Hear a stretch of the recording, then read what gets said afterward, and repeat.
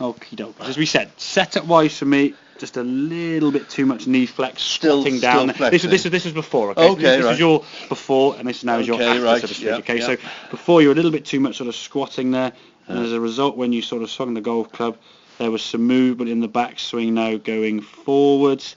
Even before that club goes back too far, you're moving into the golf ball. Yeah. As your body moves this way, there needs to be some compensation on the downswing to go that way. Now, if you timed it well and you were playing well, and you play maybe sort of 3 or 4 games in a row over a sort of short period, you'd be hitting the ball really nicely. You'd be timing that great, okay?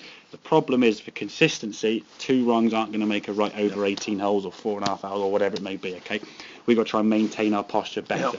So if we watch this one on the right-hand side now, put a line through your head, okay? So on there, okay? So you watch the first bit now of the swing.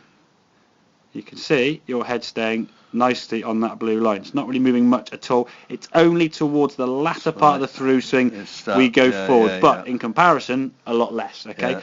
So we're staying on that blue line. So that practice drill we said about sort of swing up against the sort of wall there, just get that feeling, sort of the pressure on your forehead there, where it's going to be. So when you get to the top of the backswing now, there's a little bit of that forward just at the end, which I say, as the swing starts getting further and quicker, the changes are going to be a little bit longer in terms of taking time to improve. A short movement going back, you can make that adjustment pretty much straight away. But as you get, obviously, the swing gets further and further to get more practice. Okay, as you come back to golf ball now, I'm pulling out. But that will always be there. And if we see that there now, okay, if we didn't have that, we would have made the ground quite steep. And then pulling back, if your head and the body are moving this way as you come back, and therefore we're not rotating, the club can sometimes overtake, which is why some of your shots were going a little bit left, if that makes sense, okay? As you come in the ball, if you don't rotate with that, you stand up, the hands sort of just flick at it, and you get those sort of thinny, pulley, that is a problem ones. I'm aware of, because, and it's magnified when I'm driving, because they can see that sometimes my club,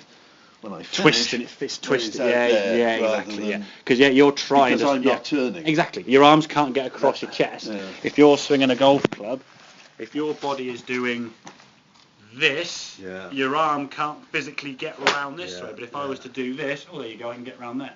But if your chest is still back facing the golf ball because you're rising up, where's your arm going to go? It's going to finish up there, and like I say, that sort of toey, hooky one you said you're going to get. So I think in terms of practice, I think practice-wise, like we said, if you can first work on that head movement up against the wall, another really good drill to do, probably more towards the summer when the sun comes out. If you get yourself on a drive range or a practice ground, so with the sun behind your head, so the shadow now of you is going to be somewhere there. So what you'll then see is you'll see your shadow, and you can make some swings and see if your shadow's moving back and forth or side to side. So it'll give you sort of quite a good feedback. And again, generally, if we can, you want to do it so the sun's above you, so your shadow is going to be somewhere in this sort of area here. If it's 20 foot over there somewhere, there's no point at all. So get it so it's sort of usually about 1 or 2 o'clock in sort of the afternoon sun will be quite good. And that'll be quite a good one you can practice there just to get the feeling. For you, it's just more muscle memory. I say up against the wall, there's going to be quite a good one. When you first did that, it looks simple, doesn't it, when you stand to a wall? When you stood there, you were like, that doesn't quite feel right. So again, if you did that, I know you're not going to play much now between now and maybe the new year. If you said, okay, right, once a day, I'm going to spend 2 minutes up against a wall doing that. It makes you a bit daft, okay, but you've got 2 minutes a day. Okay, we could do that anytime. Put the kettle on and go, while the kettle's boiling, we can just go and stand up against that kitchen wall, and we can just get that rotating your body around on a simple axis. So we're reducing the compensation. We don't want 3 wrongs making a right. It works sometimes, but it's going to be 1 in 4 or 5 shots, and over 18 holes, the shots we're going to hit, if we're going to get 1 good and the 3 or 4 not so good, are going to be destructive. That's when your scorecard comes in with the blobs or the big numbers that destroy your scorecard. So if your bad shot gets better, we can improve. And I would say once we get that backswing position better now at the top, what we then got to try and work on our focus is that downswing move. Now I'm going to say here in this video now what we're going to look at, but I wouldn't try and work on it too quick too soon. Just sort of maybe sort of look at, we can perhaps have a reconvene back in sort of the early part of January, we can sort of see and sort of go through it in more detail. But you've got to start working the sequence better from the top, starting basically from the ground up. So your lower half works first. At the moment, your first movement has to be, your first movement's got to be like, get out of the way.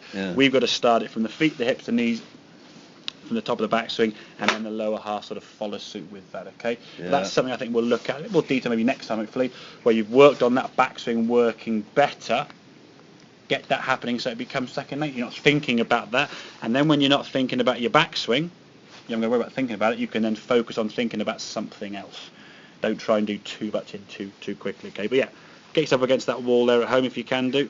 Okay. Ooh, that's a line. I think that the fact of getting that backswing better will make definitely, the rest definitely. pattern Things better. Exactly. There's like a knock-on effect. If you get a better setup, you get a better backswing. You get a better backswing, you get a better downswing. Yeah. Your setup was good, just a little bit too squatting. Yeah. So therefore you couldn't turn. So your backswing had to create some sort of movement, which therefore created a downswing compensation. So those three wrongs were coming together to try and make it right. And it worked sometimes.